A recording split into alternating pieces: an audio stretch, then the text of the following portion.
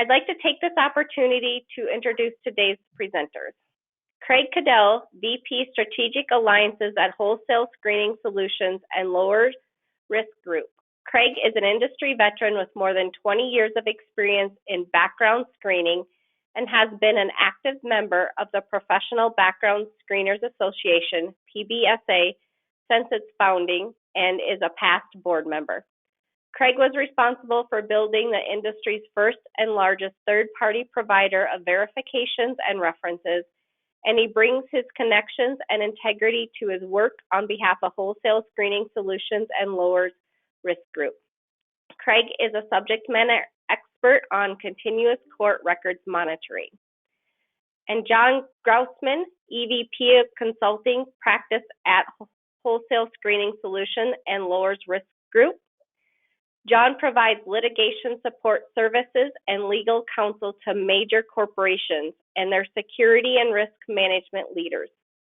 John is considered one of the top experts on mitigating the risk of negligent hiring and retention claims and is recognized as one of the nation's most respected expert witnesses in the field. He provides tailored educational programs for individual businesses and their trade associations on crime-related liability problems, workplace violence, legal limits of investigations, employee privacy rights in the workplace, response to criminal incidents, negligent hiring and retention, and pre-employment screening. John earned his JD from the Suffolk University Law School and his BS in Criminal Justice from Northeastern University. Now I will turn the presentation over to Craig and John. Thank you very much, Heidi. Let me start with an overview. And first of all, thank you very much for being in attendance today. We're really happy to be here with you. 20 years ago, not all employers did pre-employment background screening. It was really only after some significant negligent hiring lawsuits that it became a must-have. And today, as you all know, most employers are doing pre-employment screening. And there's a new tool to add to your risk management toolbox. And that is to address negligent retention. Negligent retention cases have become something that we know human resources professionals are needing to pay attention to. And so today we will go into how continuous court records monitoring, which follows court records through the entire judicial life cycle, from first being entered into the court through deposition, are brought to you through this monitoring system, and how that provides you with risk management for negligent retention. To go into negligent retention in more detail, I'm going to turn it over now to John Grousman. Okay, thank you, Craig. And again, hello, everybody, and thanks for being on. Craig and I sort of had the same opening line in terms of pre-employment screening and how negligent hiring really led to pre-employment screening and that ability to look back. And now here we are a few decades later, really focused on negligent retention claims in a different way.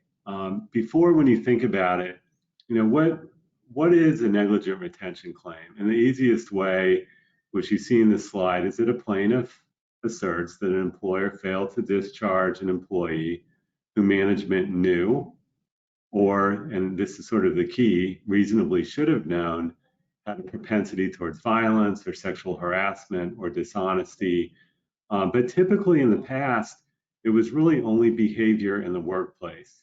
So within the workplace, you'd hear about, well, this person had a propensity towards harassment, or they made threats of violence, but it was for those behaviors in the workplace. And we really didn't have a way until recently where we could know what was going on outside the workplace that's relevant to that position, that's relevant to the employer, and where decisions can be made in terms of that employee status, whether that's ultimately termination, or it's referring them to an employee assistance program. You know, we'll get into that a little bit, but it definitely is more of a real-time looking forward, which we're not used to because we've always been looking backwards. So the question I always ask is, what is reasonable, right? I mean, those of you that went to law school or have ever talked about the law, you know, you spend a full year talking about what's reasonable, and the funny thing is, you still don't really know what's reasonable even after you go through it for a year and talk about it. So how far do employers need to go? You know, what do you need to do to protect individuals, given the nature of the job, to protect sensitive information, of course, vulnerable populations, whether it's the elderly or the young, assets, access to assets, and financials, you know, whatever's important or sensitive to that particular employer is the way that you have to look at it in terms of what is reasonable and how far you need to go. When you think about it, you know, now all of a sudden with social media in the last, you know, 5 years, all of a sudden we put a burden on employers in many cases to, you know, sort of play that social media game, which requires a lot of interpretation. You know, people have the freedom of speech. Sometimes it crosses it, sometimes it doesn't. But if we can, if we're already saying, well, you know, maybe we need to check social media when we're hiring, even when the employment status is active, then why wouldn't we consider actual continuous court records, which are less interpretive, which, as Craig said, you know, can lead you from, you know, that first hearing all the way up to whatever the disposition is. And so that's become more of what this reasonableness is all about. This was not available. This was not something that was feasible for an employer to do. And now it is. And I think there's a certain expectation that you're going to do your due diligence given a certain type of employee, again, you know, that you avail yourselves of tools that allow you to do that. So I want to give you an example, and I call it the overnight shift dance party. And, you know, as comical, or maybe you don't think it's comical as the picture may look, I want to tell you a real case scenario that I worked on. It was not very long ago, very recent. And I think the story sort of puts this in place as an example, what I'm trying to get at with what I spoke about just a few minutes ago. So the overnight dance party, put yourself in the place of a manufacturing facility making highly sensitive materials, very high value assets. And you may say, well, okay, why do those people need to be screened? And of course, given the value of the assets and the sensitivity of those assets, they certainly did pre-employment screening, but had nothing in place in terms of some sort of continuous court monitoring. The only thing that they could do is take feedback from employees, and if somebody was acting up, they take the appropriate response. So the overnight shift, this ran 3 shifts. It was a continuous production cycle. They had a very flamboyant shift manager. He was interesting, as the employees described him. He was a lot of fun. Most importantly to the company, he was an excellent shift manager. He got stuff done overnight. Everybody on the crew liked him, even though they thought he had some oddities, which they did not report. And one of the things that he would do during his break is occasionally go on the roof and dance and have his overnight shift dance party. Never changed his status. Some people thought it was quirky, as I said, but certainly in their mind, it wasn't dangerous, although I think one could argue it was dangerous. It was during a break, and so they let it slide. And they let it slide because he was really good at what he did. So fast forward a couple months after these dance parties started, because it was about a 3-month period. So he came in on the overnight shift after about 3 months of this behavior. And he literally went up to one of the employees that he worked with, that he supervised. He put a gun to their head and told them, next time I see you, I'm going to shoot you in the head. And that's literally what he told them. There was CCTV footage of him actually doing it.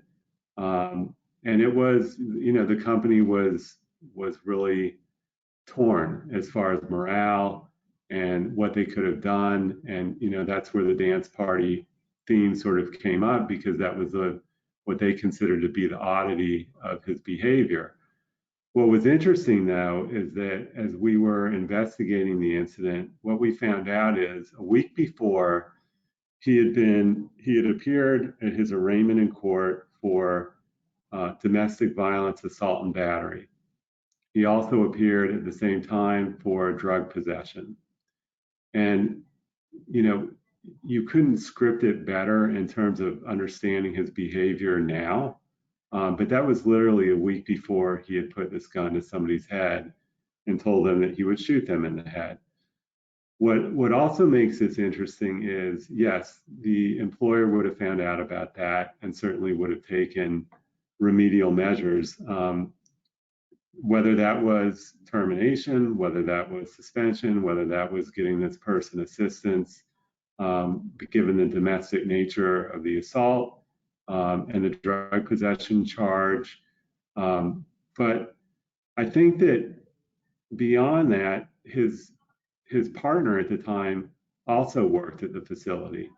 And so it created a real dilemma, because they had to keep her safe. They ultimately, of course, got rid of him.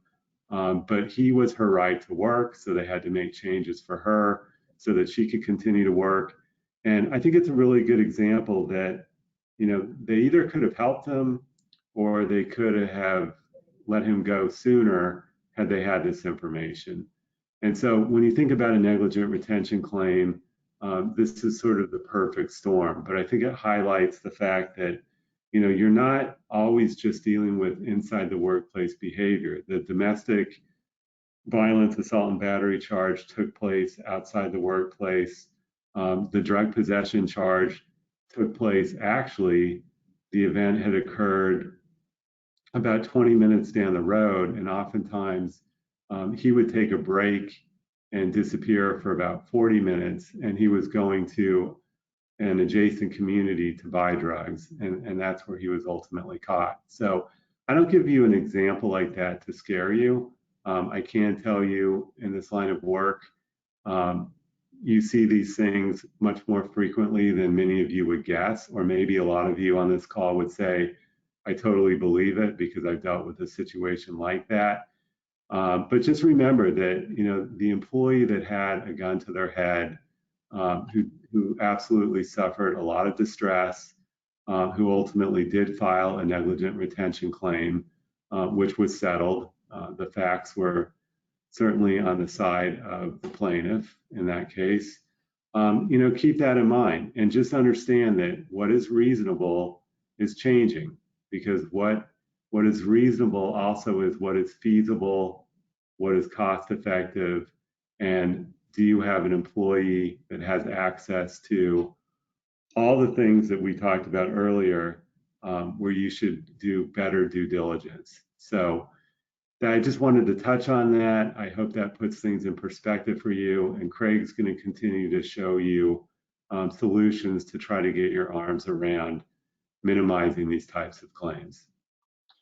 Thank you very much, John. And indeed, we're going to get into the details of how continuous court records monitoring works and how your consumer reporting agency partner can manage your account specifically relative to the tools that are available within this system. So we're going to go through 3 capabilities here. The first being the compliance filters, which are really built in response to EEOC guidance on Title VII and wanting to avoid disparate treatment. Because if you're going to roll out a monitoring service or system within your workplace, you'll want to think about, do I monitor everybody in the organization? Or am I going to monitor people in specific groups, or as we say in our system, roles? I'll give you an example.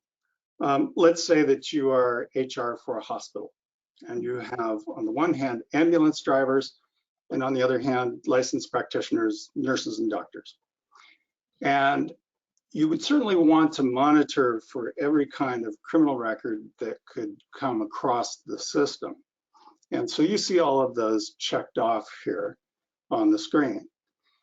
And for your ambulance driver, you would probably want to include any kind of moving violations as well.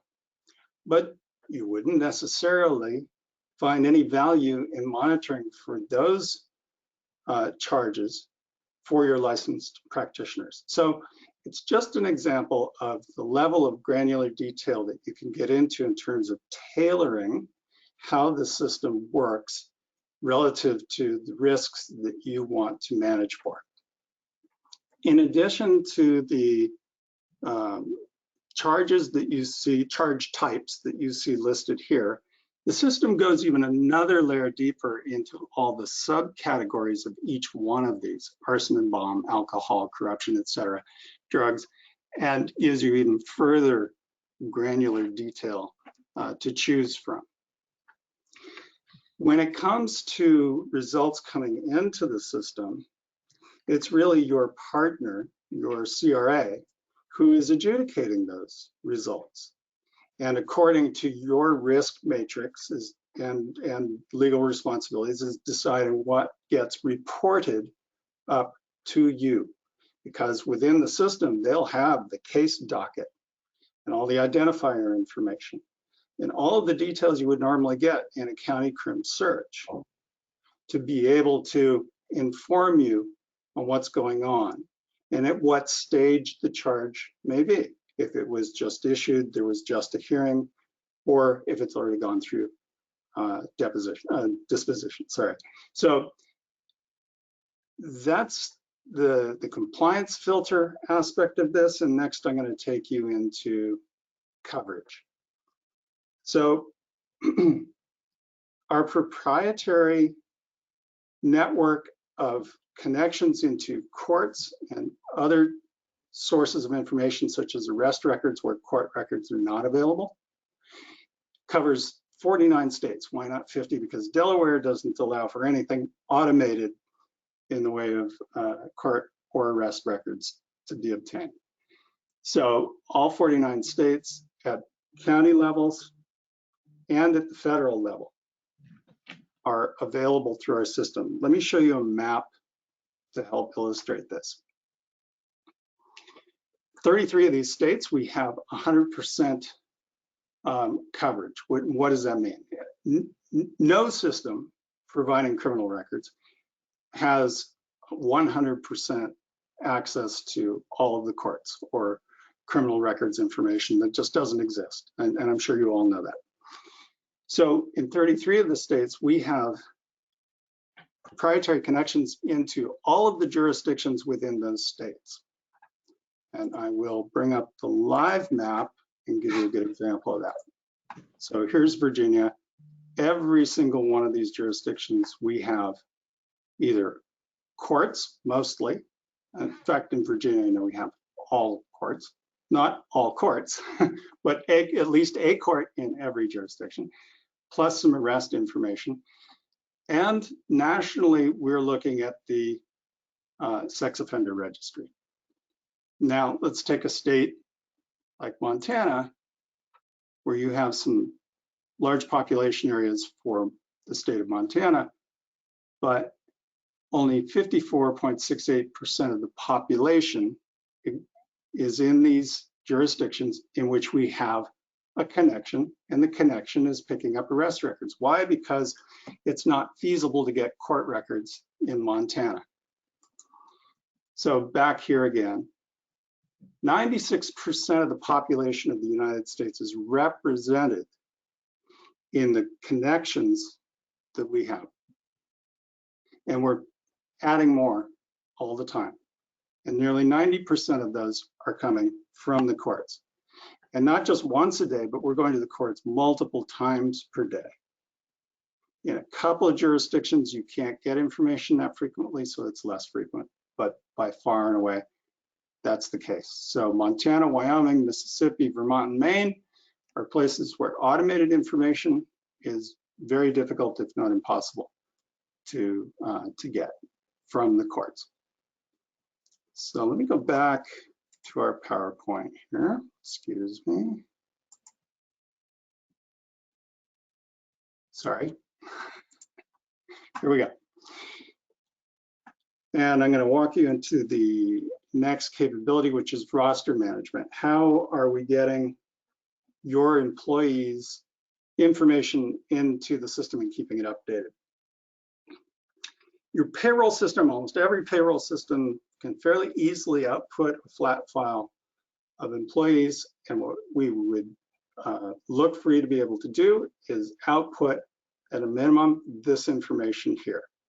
The unique reference employee ID, first, last, and date of birth. All of those would be minimal required fields. But relative to the information that we are getting from the court and being able to match identifiers between employee and court records, it's ideal to get also middle name or initial and address. How frequently are employers updating? Typically once a month at the beginning of the month. They will provide their CRA partner a copy of their roster.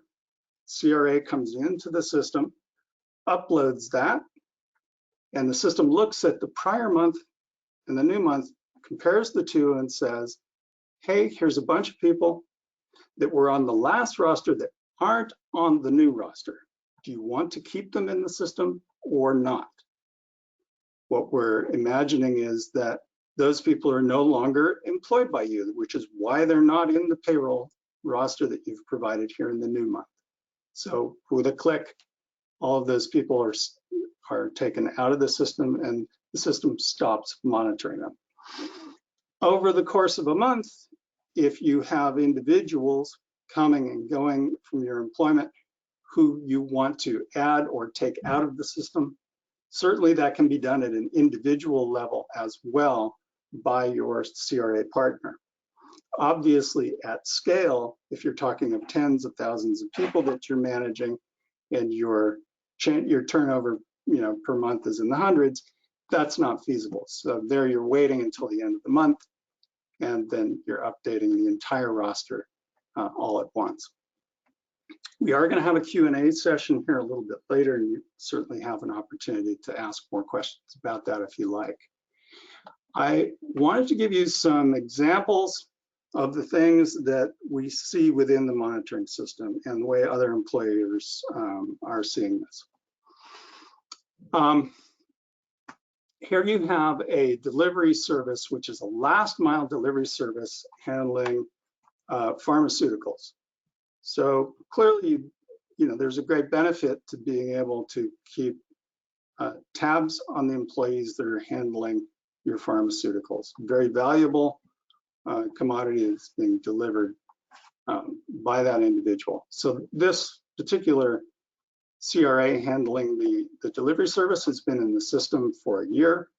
They've got 9,000 people more or less that they're monitoring, 1,322 hits, and that's everything from misdemeanors such as rolling through a stop sign to felonies, of which there were 6%. The highest offense in their case was attempted murder. The appliance installer, or the CRA managing the appliance installer's account, has been in the system less than a year, 2,000 people, but those people are going into people's homes and installing refrigerators and other major appliances. 62 hits total, 13% of those are felonies. The highest or worst situation there was first-degree murder. And this is an interesting situation in that this CRA also employs an arrest record monitoring service, which has been in the market for a couple of years. The arrest system informed them on Sunday, informed the client on Sunday that an arrest of one of the employees had been made, but it didn't explain what the arrest was for. On Monday, our system reported that it was first-degree murder and had the case docket and all the detailed information along with it. So now the employer was fully informed by their CRA partner of what was happening with that individual. A large CRA handling youth sports organizations loaded in 50,000 people, and within the first couple of days, there was a situation with an individual for whom the parents of a minor had accused him of a criminal sex with minor crime, and the court had sent a summons to the individual, but it was 16 days later before an actual arrest was made. So for 16 days, the youth sports organization would not have necessarily known about this. Assault with a deadly weapon at a security guard firm, and assault at a national restaurant chain. One last thing about that. The security guard firm requires their employees to self-disclose if they've had any interaction with the criminal justice system. They found through using this service that a full 30% of their employees who had interactions with the criminal justice system, which were reported through our system, never did self-report. They would never have known about those necessarily had the system not told them. This service also uses the arrest record system that I talked about, and found that they were getting 4 times more information from the court records monitoring system than they were from the arrest records monitoring system. They also were able to add monitoring for employees in California, Virginia, and the city of New York, because the other system did not cover those areas. So those were some significant holes. Upshot is they felt they were getting much more complete, timely, detailed coverage through using continuous court records monitoring. And that brings us to Q&A. All right, thank you, Craig and John. Now we will dedicate the remainder of the webinar to addressing attendee questions. If you have not had a chance to ask a question via our chat box, please feel free to do so now. Thank you, Heidi. The first question that we have is, how often do employers update their rosters? Yeah, great question. So monthly is typically the frequency of which they're doing that. And again, it's a very simple routine that you can get into of outputting a flat file using the fields that for which a template can be provided.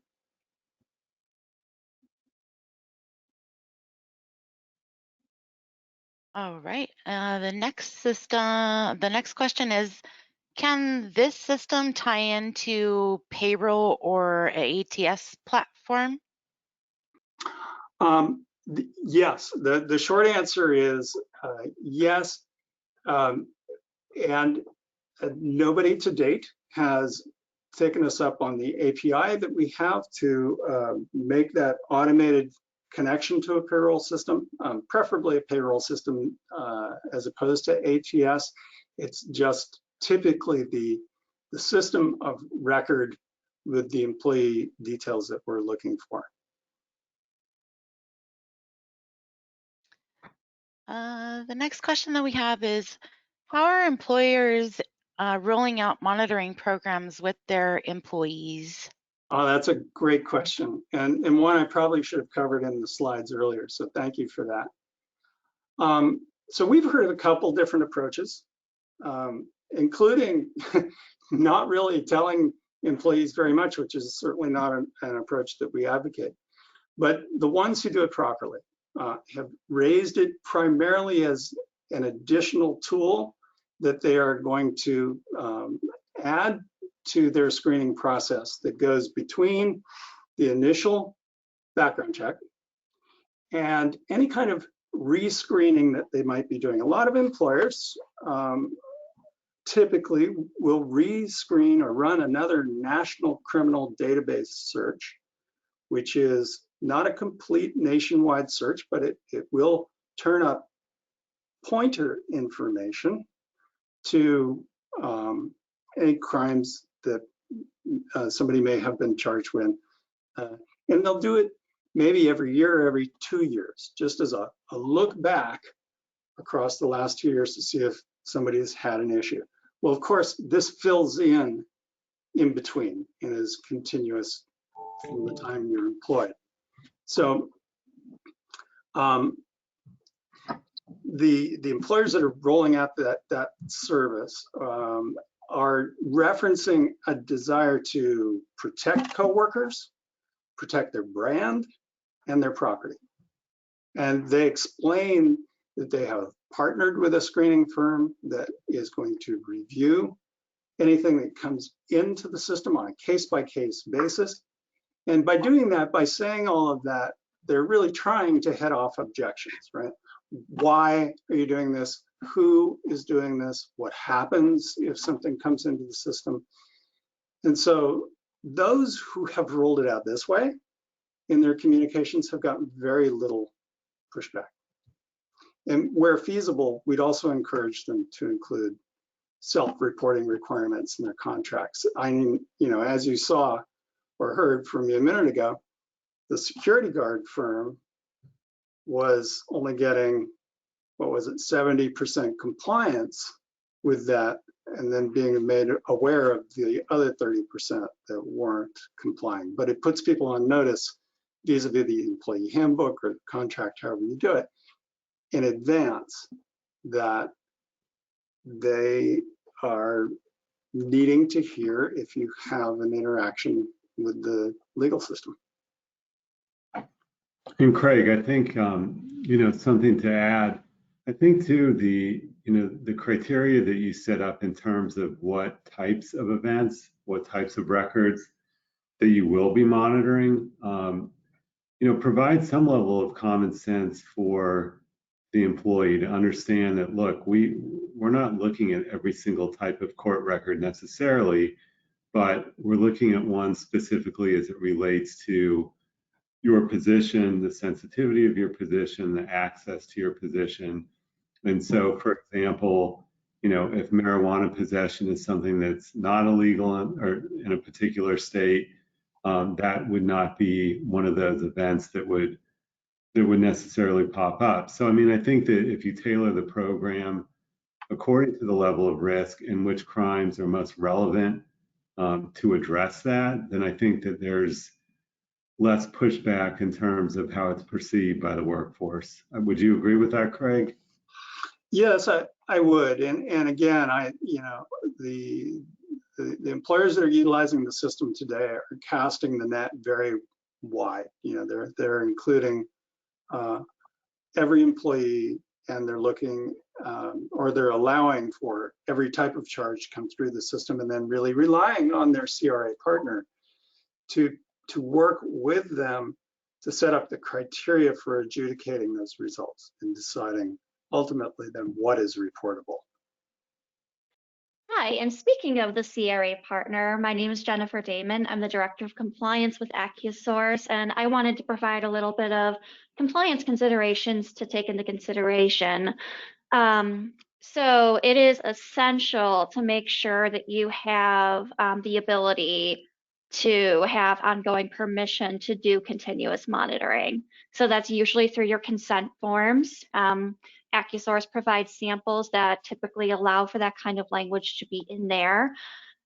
You don't want to get into a situation where you sign your employees up for continuous monitoring and they're not aware of it, and then it turns out their consent form only gives permission to run a pre-employment background check.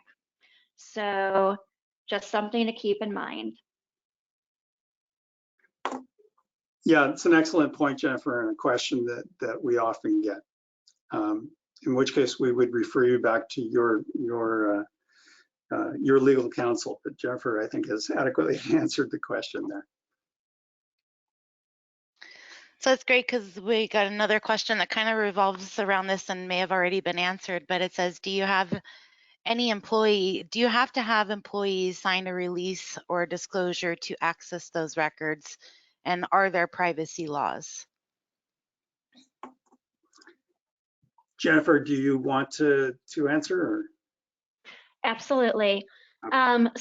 So as I mentioned, you can generally address that in your background check consent form. Usually you can obtain ongoing authorization to conduct background checks during the employment. You definitely want to talk to your employment counsel, whether that's your own in-house counsel or external counsel, because California could be a little iffy. So anytime California comes up, I always mention talk to your counsel to be on the safe side. And as far as privacy laws are considered, as long as you have consent, generally you'll be okay. But as you may all be aware, there are more and more consumer privacy laws that are affecting the United States in particular. So as those come up, we'll likely see more, and I'll likely present webinars or blog posts on those as well. So I'll try to address that from continuous monitoring perspective as well.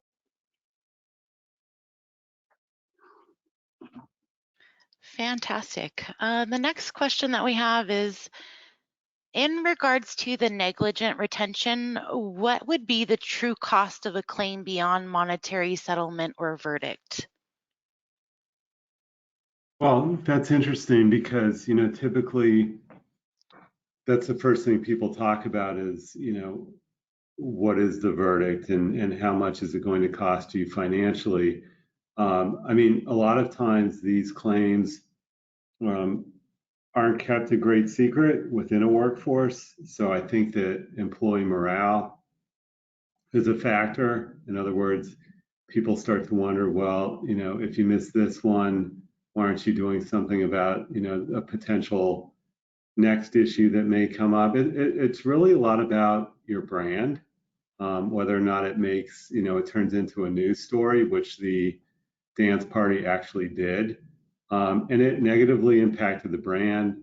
Certainly employee morale was affected by it. And, it makes people wonder, what else is out there. So with any lawsuit, you've got the monetary damages that you worry about, but I think equally as important, you have reputational, brand, employee morale issues, and that's true for negligent retention claims as well.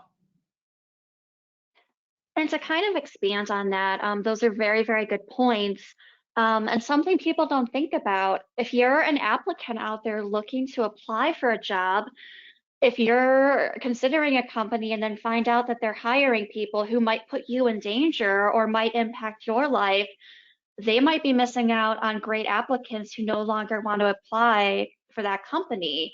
And same thing for clients. If there was a company wanting to hire security guards, they might skip over that security firm because of that negative publicity.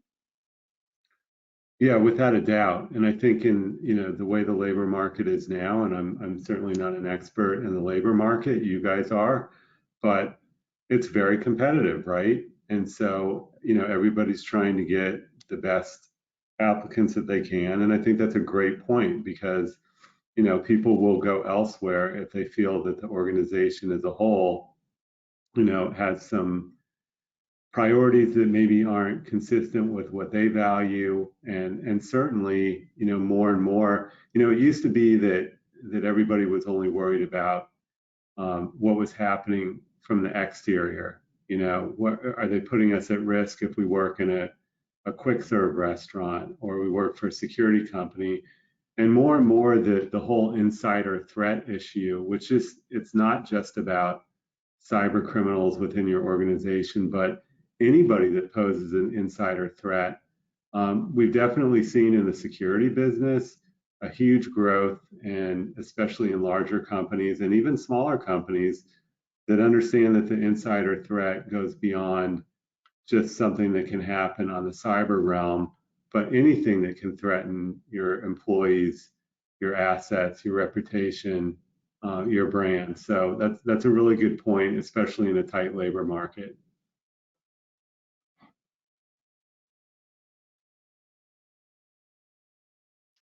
Fantastic. Another question that we have is, what industries are primarily using this service? Yeah, that really gets to the question of, are you in a business where your brand is potentially at risk relative to the things your employees could do or are handling? So if you have employees handling cash, or in the case of the example that we gave earlier, if your employees handling pharmaceuticals, handling drugs, if they're working with the public, particularly any kind of vulnerable population, right? The youth sports organization was a prime example. Nursing homes, of course, and hospitals and so on would also be great examples. And then there's the security guard firm. There you've got people interacting with the public and in some cases carrying a service weapon. And you certainly would be advantaged to know that somebody had an issue before they come back to work and check out their service weapon and get back on the job.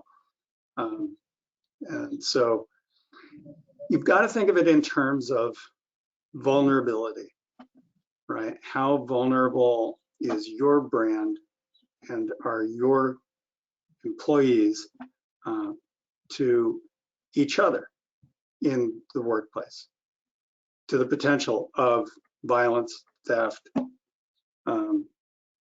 fraud. So. Yeah, and I think, you know, Craig, to sort of follow up on that, you know, every organization is going to have a different risk tolerance.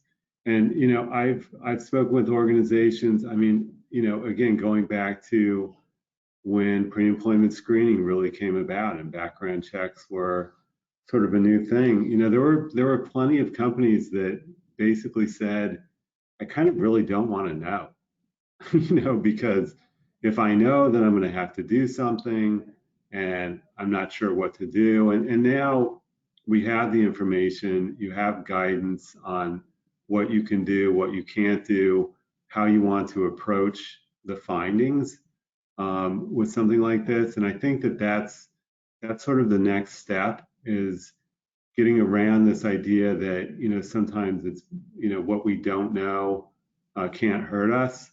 And I'm not a big fan of that for obvious reasons, because it's just, for many organizations, it's just a matter of time. And then it goes back to all the negatives that we talked about. So I think getting past this idea that, you know, somehow it's better that we don't know, because then we're going to have to make tough decisions, given the right guidance, you know, which Jen talked about earlier in terms of compliance, and understanding that, you know, this isn't always punitive. You know, we're talking about examples that may be punitive in the sense that, you know, you're terminated for a very good reason.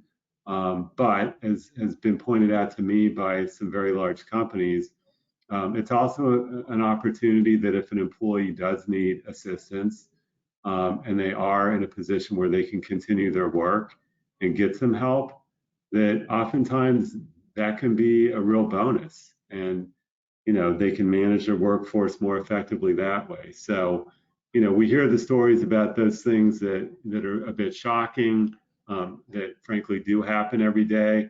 But there's also those stories about people getting help when they were really at a crossroads in their life, and their employer supported them and they got through it and remained productive and an asset to the company. So I think looking at the risk tolerance and understanding that, putting your head in the sand can't be the answer, because again, if it's feasible, if it's reasonable, then there's an expectation that you are going to do what you reasonably can to try to avoid those scenarios.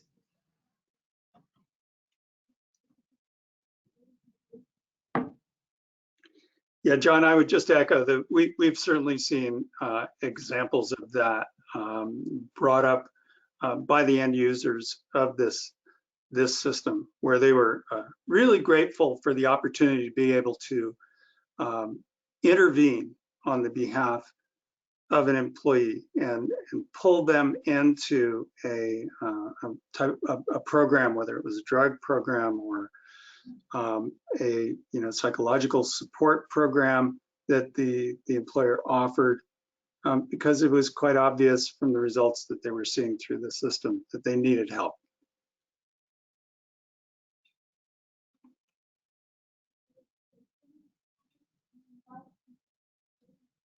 Fantastic. So that was our last question that was asked. So I will now turn it back over to Heidi.